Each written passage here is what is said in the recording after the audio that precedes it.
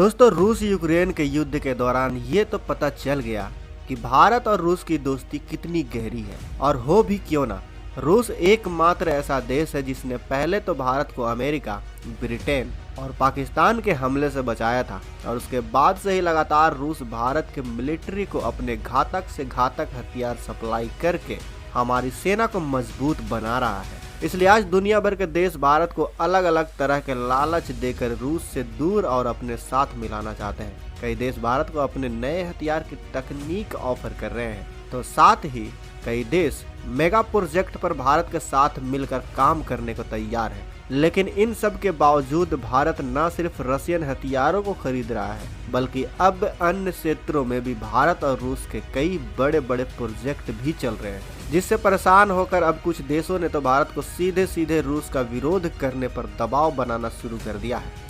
लेकिन भारत को हिलाना इन छोटे मोटे देशों की बस की बात नहीं रही, और भारत रूस मिलकर ही दुनिया के कई देशों पर भारी पड़ सकते हैं। लेकिन रूस के खिलाफ खड़े इन यूरोपियन देशों और अमेरिका की सबसे बड़ी मिलिट्री अलायंस नाटो के सामने महज भारत और रूस मिलकर कितनी ताकत रखते हैं, ये जानने के लिए आज हम इसी चीज पर चर्चा करने वाले हैं कि अगर कभी ऐसी सिचुएशन आई कि रूस और भारत एक तरफ और नाटो के सभी देश एक तरफ अगर हो गए, तो फिर कौन किस पर भारी पड़ सकता है। इसी चीज को आज हम इस वीडियो में जानेंगे। जानने के लिए वीडियो के आखिर तक बने रहे। दोस्तों शुरू करते हैं टोटल पॉपुलेशन से, यानी जनसंख्या से। तो भारत और रूस की कुल जनसंख्या 155 करोड़ से ज्यादा है। इसके मुकाबले नाटो की कुल जनसंख्या 95 करोड़ से ज्यादा की आंकी जाती है। ज्योग्राफिकल साइज की बात करें तो भारत और रूस मिलकर दुनिया का 20 मिलियन स्क्वायर किलोमीटर का एरिया कवर करते हैं। वहीं नाटो के सभी 30 देश मिलकर दुनिया का करीबन 24.6 मिलियन किलोमीटर का एरिया कवर करते हैं। नॉमिनल जीडीपी में भारत और रूस की combined nominal GDP 5.8 trillion dollar की आंकी गई है, जबकि नाटो की सभी देशों की combined nominal GDP 46 trillion dollar से ज्यादा की आंकी गई है। डिफेंस बजट की बात करें तो भारत और रूस इन दोनों ही देशों ने पिछले साल अपने डिफेंस पर 170 बिलियन डॉलर खर्च किया है। नाटो के सभी देशों ने पिछले साल अपने डिफेंस पर 1.100 ट्रिलियन डॉलर का खर्चा किया था। अब शुरू करते हैं इनकी एयर और मिलिट्री पावर की।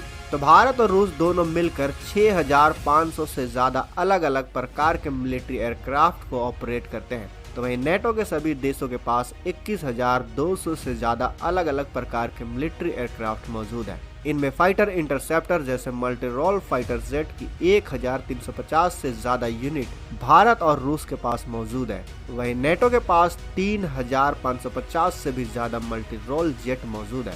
इनमें डेडिकेटेड ग्राउंड अटैक एयरक्राफ्ट तकरीबन 870 यूनिट भारत और रूस के पास है, जबकि नाटो के पास 1150 से ज्यादा ग्राउंड अटैक और बॉम्बर अटैक मौजूद है। कॉम्बैट हेलीकॉप्टर की बात करें तो रूस और भारत के पास मिलाकर 680 से ज्यादा अटैक हेलीकॉप्टर मौजूद है। वहीं नाटो के पास 1450 के लगभग अटैक हेलीकॉप्टर है। अब अधिक तबाही मचाने वाले परमाणु हथियारों की बात करें तो रूस और भारत के परमाणु हथियारों को मिलाकर इनकी कुल संख्या 6660 से अधिक बताई जाती है। तो वहीं नाटो के पास सिर्फ 6060 के करीब न्यूक्लियर वॉरहेड है। इसके बाद देखें जमीनी ताकत को, तो इस फील्ड में टोटल एक्टिव पर्सनल की संख्या 22,80,000 से ज्यादा भारत और रूस के पास है, जबकि नाटो के सभी देशों को मिलाकर 30 लाख के करीब कुल एक्टिव पर्सनल की संख्या मौजूद है। मैन बैटल टैंक की बात की जाए तो भारत और रूस के पास कुल 17,000 से ज्यादा मैन बैटल टैंक्स, तो वहीं नाटो के पास सिर्फ 12,500 मैन बैटल टैंक मौजूद है। अब बात की जाए सेल्फ प्रोपेल्ड आर्टिलरी की, तो भारत और रूस के पास 6,600 से ज्यादा सेल्फ प्रोपेल्ड आर्टिलरी है, जबकि नाटो के पास इनकी संख्या 4,600 के करीब बताई जाती है। अब अगर बात करें टाउड आर्टिलरी की, तो भारत और रूस के पास 8,300 से ज्यादा फील्ड आर्टिलरी मौजूद है। वहीं नाटो के पास सभी देशों को मिलाकर इनकी आर्मी के पास 6,200 से ज्यादा फील्ड होविट्जर की संख्या आंकी गई है। मल्टी रॉकेट लॉन्चर का महत्व युद्ध में काफी ज्यादा होता है।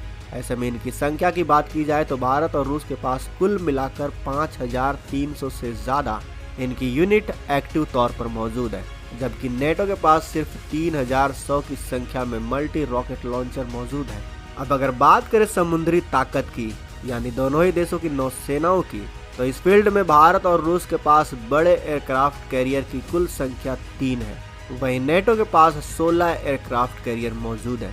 हेलीकॉप्टर कैरियर की बात की जाए तो भारत और रूस के पास एक भी हेलीकॉप्टर कैरियर नहीं है, जबकि नेटो के पास 13 हेलीकॉप्टर कैरियर एक्टिव बताए जाते हैं। डिस्ट्रॉयर्स यानी विध्वंसक जहाजों की बात की जाए तो भारत और रूस के पास कुल एक्टिव डिस्ट्रॉयर की संख्या 26 है।